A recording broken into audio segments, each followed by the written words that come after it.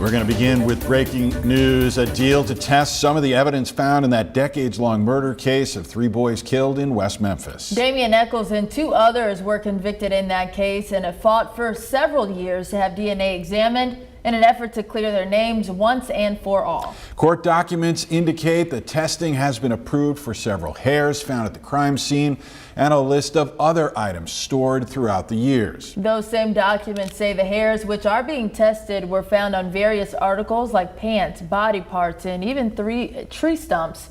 It's the latest move in an investigation that started 32 years ago when Christopher Byers, Steve Branch, and Michael Moore were all murdered.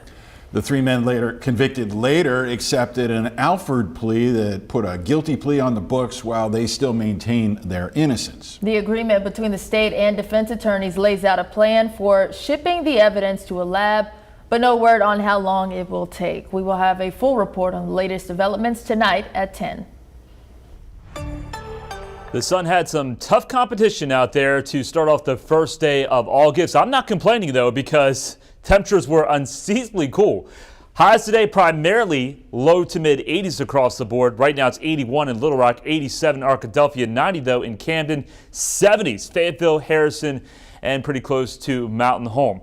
The current heat index still dealing with some hot numbers and also some humidity in this part of the state, where it feels like 102 in Texarkana and also feels like 100 in Camden. But you will see the humidity clear out, not so much tonight, but tomorrow. We still have a few showers out there, primarily into West Arkansas, making their way into Polk County. If they continue to survive, they'll move into Howard County and potentially into Pike County through the course of the evening. But here's what you can expect to kick off your Saturday morning. We're going to wake up with numbers into the 60s for many locations, maybe upper 50s in the Ozarks, and your weekend is picture perfect. 88 on Saturday for the high, 89 on Sunday with much lower humidity. The only fly in the ointment Saturday, there's a small chance there could be some rain in southwest Arkansas. I'll have a look at future radar coming up. Local hospitals. One way that we can help empower women and their families to be able to identify what those early warning signs are. Local hospitals are launching new programs to help new moms in the vulnerable months after they give birth. Yeah, with Arkansas carrying one of the highest maternal mortality rates in the nation, THV 11's Brooke Buckner explains how these new toolkits and focus programs are trying to reverse those rates. In the postpartum period, the mother is still a patient too, and there are a lot of things that can happen at that time that needs attention, and so she needs to be not forgotten. Not forgotten or misdiagnosed. That's where the special delivery program comes in. Saline Memorial Hospital and National Park Medical Center are launching the initiative to improve postpartum care. When they have this bracelet on, if they see it, it might trigger their memory to the list of things that they were taught in the hospital to look out for. Ashley York with NPMC says this doesn't only serve as a reminder for the moms. We're going to educate providers in the rural communities on what the bracelet means as well.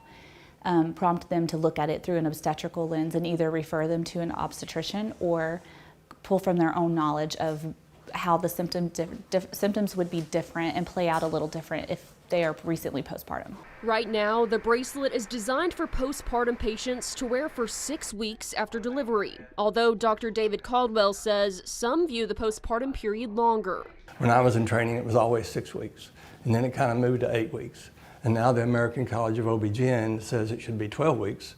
And there are a lot of people that say it should be a year. York says new mothers can wear the bracelet longer than 6 weeks, though. Our first goal is going to be 6 weeks, and then we might push it from there. Jennifer Wessel with the Arkansas Center for Health Improvement says this is a step in the right direction, although she acknowledges it won't be an overnight fix. During the last legislative session, there were several new laws that were enacted to help address some of these maternal health issues. Some to provide better coverage for moms, others to help with the reimbursement rates for providers. I think those are all good things in the right direction. Brooke Buckner, THV 11 News.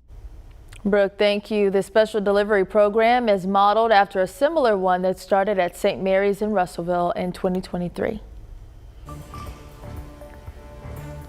We turn now to what has been our top story this week. The man accused of stabbing a couple to death appeared in court today for the first time since his arrest. Andrew McGann stood before a judge in Washington County, learning that he'd be charged with 2 counts of capital murder.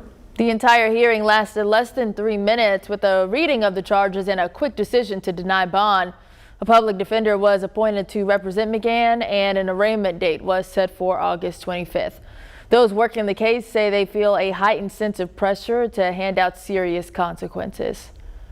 I've been doing this for 20 years and have seen a lot and have reached a point in my career where nothing really bothers me. When I saw those 2 children on Saturday night, it was heavy, and I feel the weight of this case and began to feel the weight of it then and will continue to feel the weight going forward. And that prosecutor, Brandon Carter, said yesterday he had no plans to waive the death penalty in the case.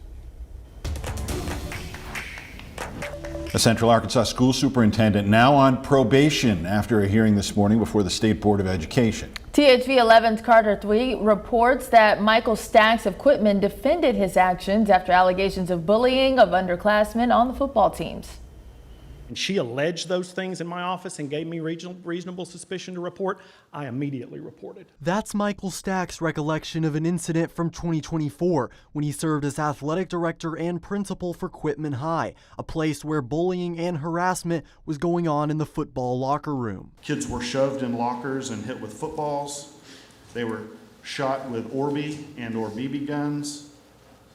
Some claimed that they were whipped with a bullwhip. Plus details of sexual harassment too graphic to include in this story. On June 12th, the state board suspended football coach Danny Mars for 1 year for being slow to report the incidents. On Friday, the board responsible for recommending sanctions recommended a lighter punishment for Stacks. The current recommendation is 3 months probation.